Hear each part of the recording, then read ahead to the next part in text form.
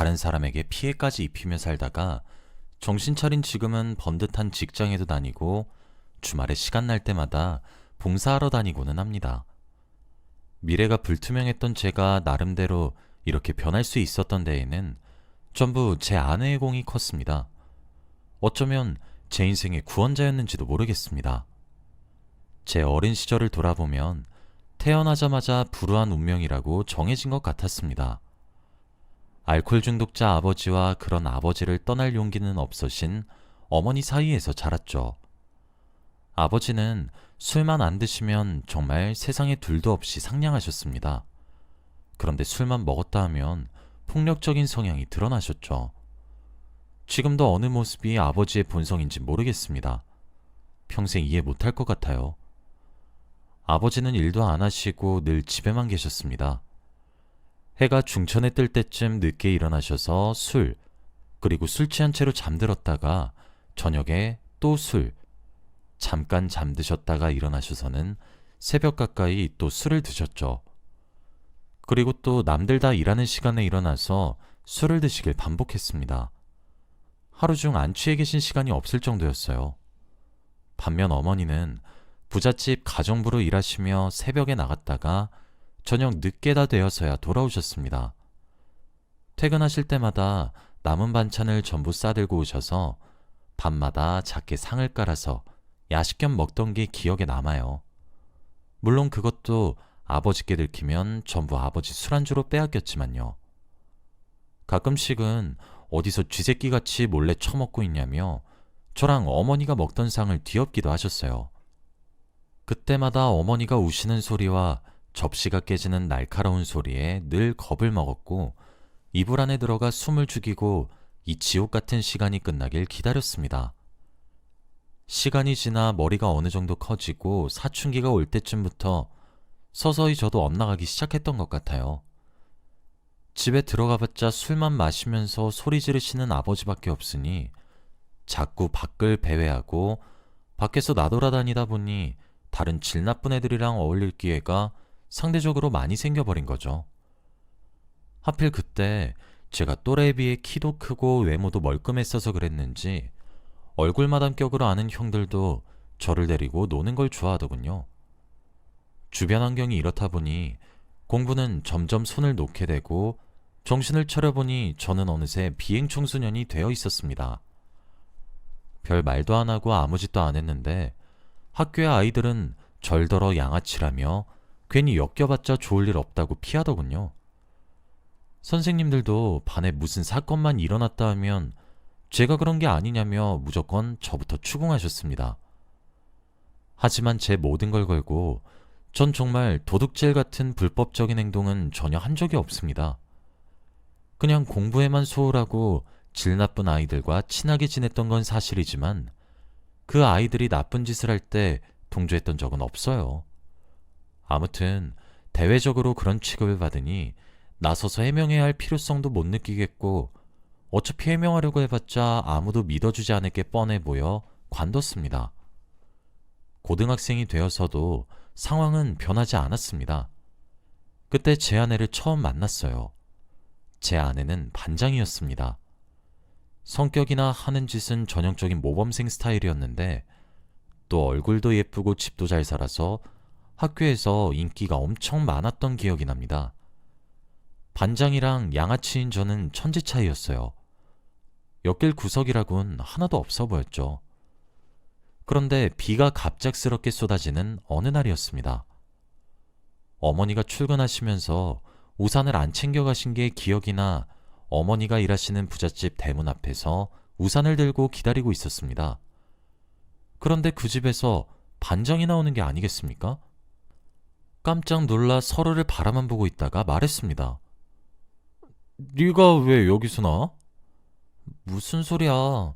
너야말로 왜 여기 있어? 여기 우리 집이야. 네, 맞아요. 어머니가 가정부로 근무하시는 집이 바로 반장네 집이었던 겁니다. 그때 저희 어머니도 뒤따라 나오면서 저를 보고 아는 척 하는데 어린 마음에 어머니가 같은 반 친구 집 가정부인 게 창피해서 도망치고 말았습니다. 지금 생각하면 정말 이런 불효자가 없네요. 그 다음날 혹시라도 학교에 반장네 집에서 일하는 가정부 아들이라고 소문이 쫙 퍼진 건 아닐까 잔뜩 걱정했습니다. 그런데 아무 일도 없더군요. 반장이 입을 다물어 준 것 같았어요. 왠지 모르게 고맙다는 생각도 했었네요. 그리고 얼마 있지 않아 어느 날 잠에 들었는데 어머니의 비명소리에 눈을 떴습니다. 한밤중이었는데 이게 무슨 소린가 싶어 거실로 나가보니 어머니가 눈 감고 계신 아버지를 붙잡고 계속 흔들고 계셨어요. 아버지는 꿈쩍도 안 하고 계셨죠. 옆에 나뒹굴고 있는 술병 사이로 아버지는 돌아가신 거였습니다. 사인은 심장마비라고 하더군요. 하기야 술을 매일같이 그렇게 마셔댔으니 몸에 무리가 안 갈 리가 없었습니다. 아버지의 장례를 대충 치르고 아무리 아버지 같지 않은 아버지여도 갑자기 이렇게 덧없이 죽었다는 사실에 충격을 받았고 한동안 방황했습니다. 학교도 며칠간 나가지 않았어요. 그랬더니 반장이 저희 집까지 찾아와 묻더군요. 너 학교에 안 나? 신경 꺼. 너희 아버지 돌아가셨다며. 너희 어머니가 말씀해 주셨어. 넌 괜찮아?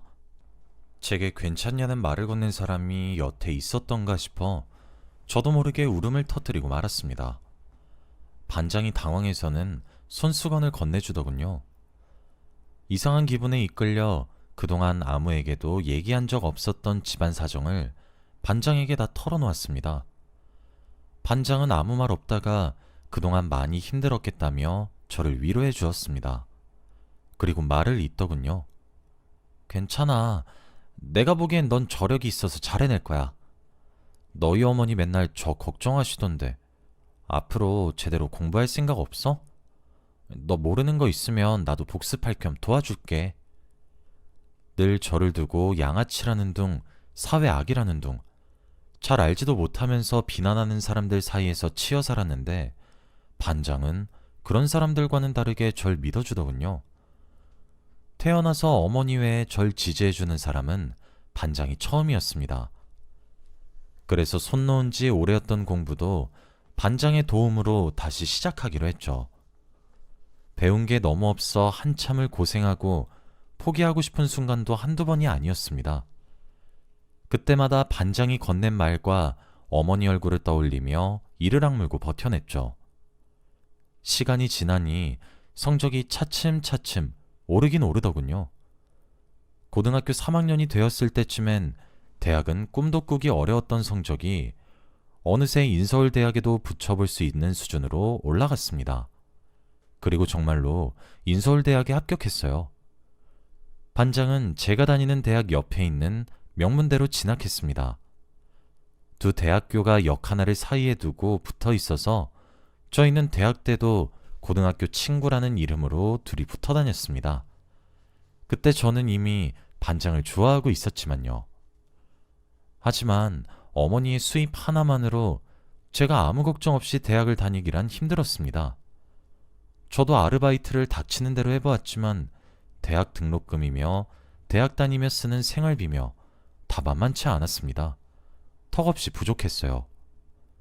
결국 저는 군대를 다녀오고 그리고 난 후에 휴학을 신청했습니다.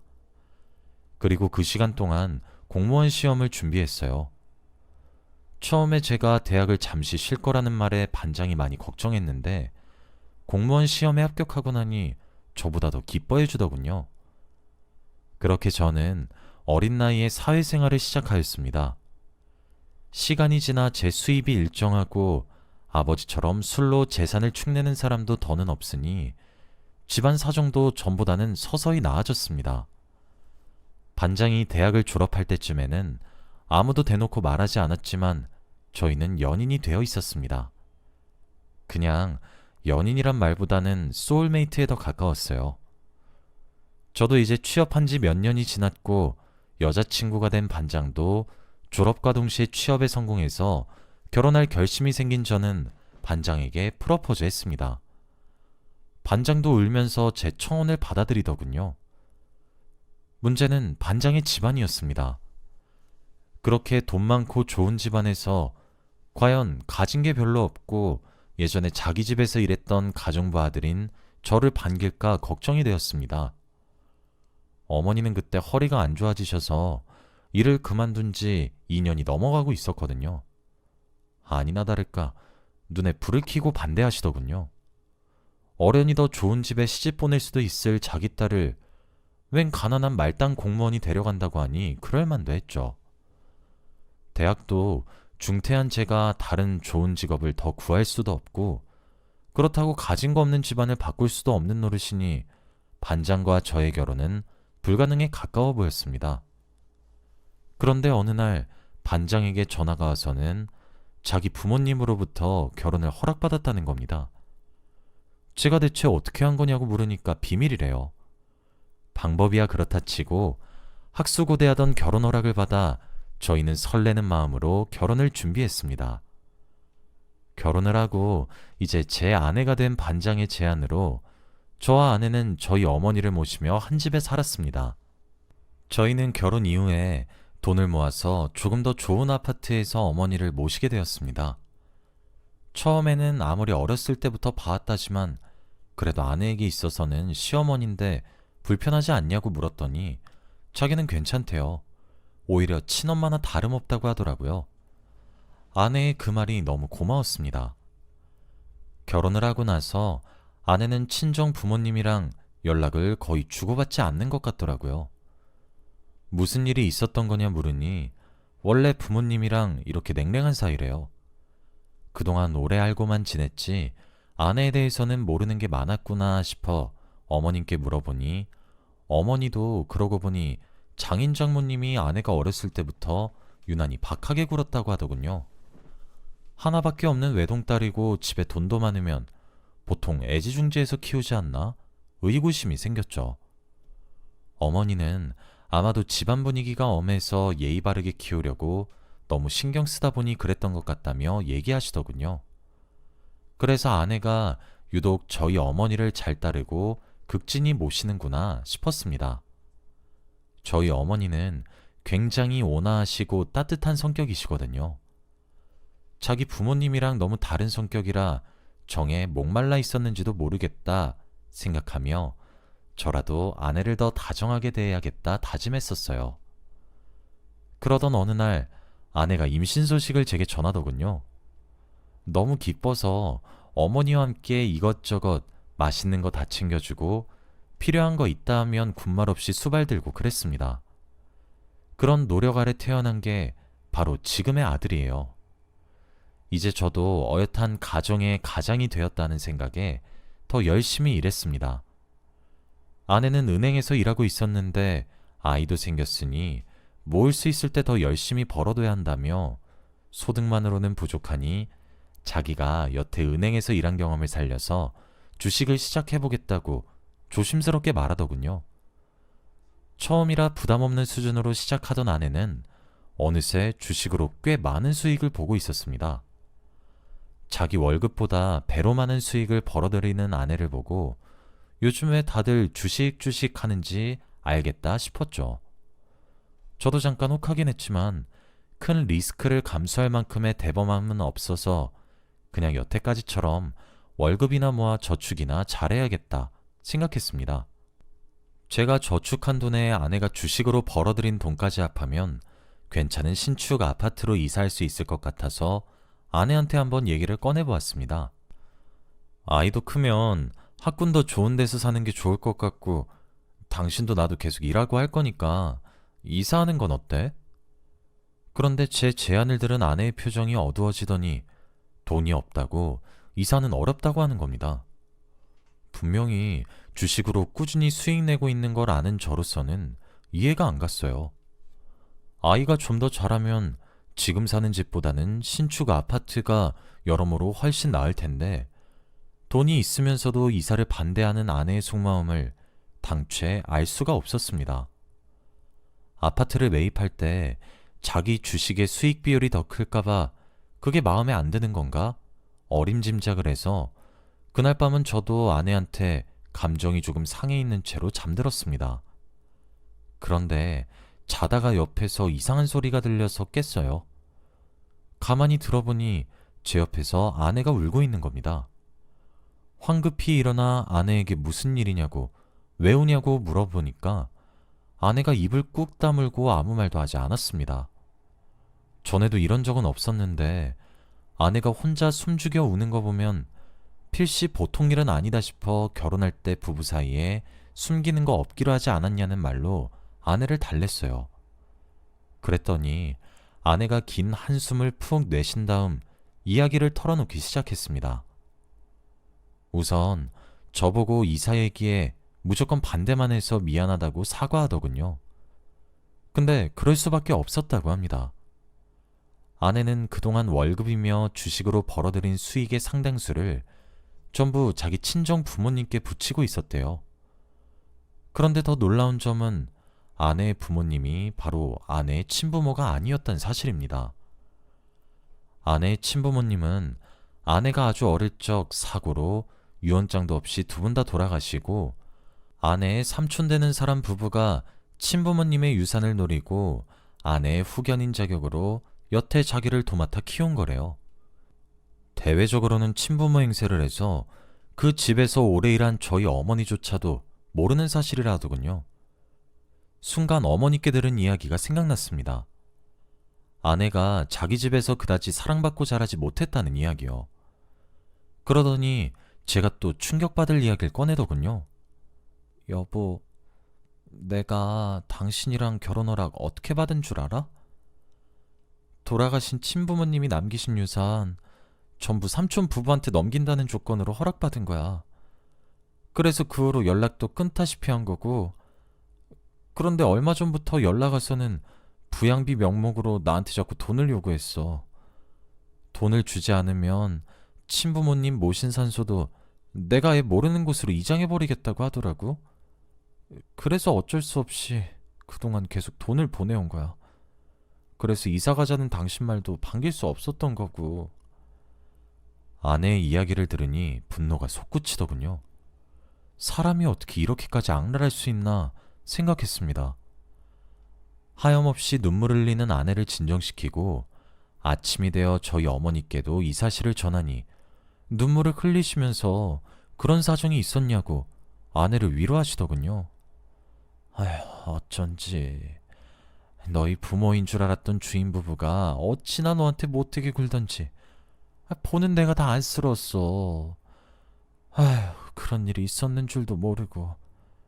저는 안방에 홀로 남아 이 일을 어떻게 수습하면 좋을지 고민하던 중이었습니다.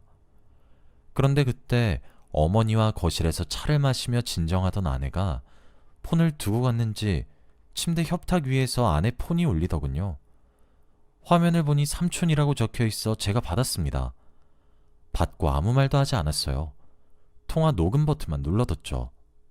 여보세요? 여보세요? 야, 너 이 배은망덕한 년? 이 돈으로 우리 어떻게 살라는 거야? 네 부모 죽고 우리가 너한테 얼마나 돈을 많이 썼는 줄 알아? 그동안 너 입은 거, 먹어준 거, 재워준 거 생각하면 이깟 돈으로 다 되겠어? 평생 너희 부모님 성묘할 생각도 하지 마. 오늘 중으로라도 당장 사람 불러 이장시킬 거니까. 네, 그러세요. 그동안 아내한테 어떻게 대했는지 이제 알겠네요. 저도 무슨 수를 써서라도 그동안 저희 아내 고통스럽게 한 거 하나도 빠짐없이 법적 대응 들어갈 거니까 법원에서 봅시다. 너 거지 같은 놈의 자식이 감히? 뒷얘기는 들을 가치도 없다 판단되어 그냥 끊어버렸습니다. 그 후로도 종종 전화가 오긴 했는데 전부 무시해버렸어요. 아내와 어머니와 함께 친구에게 소개받은 유명한 변호사 사무실에 찾아갔습니다. 통화 녹음이며 어머니 증언이며 전부 들어보시던 변호사님이 상속 문제라 시간은 조금 걸리겠지만 협박죄, 불법 묘지 이장, 유류 분반원 청구 등등으로 소송을 거는 게 가능할 것 같다고 하시더군요. 그 이야기를 듣고 아내가 얼마나 많이 울던지, 그동안 남편인 제게도 말하지 않고 꽁꽁 숨겨왔다는 게 새삼 떠올라서 제 마음도 많이 아팠습니다. 이제는 아내의 양 부모에게 반격할 수 있다고 하니 한편으로는 또 다행이다 싶었어요. 지금은 계속 소송을 진행하는 중입니다.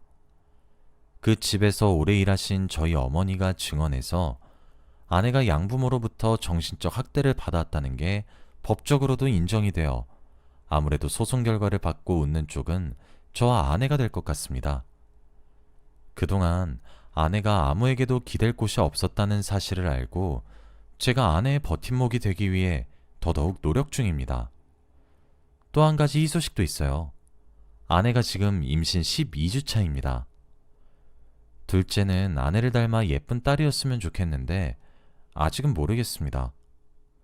아내는 자기가 학대받고 자라 그런지 자기 아이들에게만큼은 최고의 부모가 되고 싶다고 제게 말하더군요. 이미 최고라고 아들도 그렇게 생각하고 있고 뱃속 아이도 그렇게 생각할 거라고 말해줬습니다. 아내는 주식도 계속하고 있어요. 감이 정말 좋은 건지 손만 댔다 하면 수익을 보니 한동안은 아무 걱정 없이 저희 가족 행복하게 살려 합니다. 저도 참 불우한 가정 속에서 자라 어머니와 아내의 도움으로 어엿한 가장이 되어 열심히 살게 되었네요. 아내도 어린 시절만큼은 가족 때문에 힘들었지만 아내의 양 부모가 법적으로 처벌받고 앞으로는 저희 가족이 무사히 행복하게 지낼 수 있도록 많은 분들의 응원 부탁드립니다. 저희 긴 사연 읽어주셔서 감사합니다.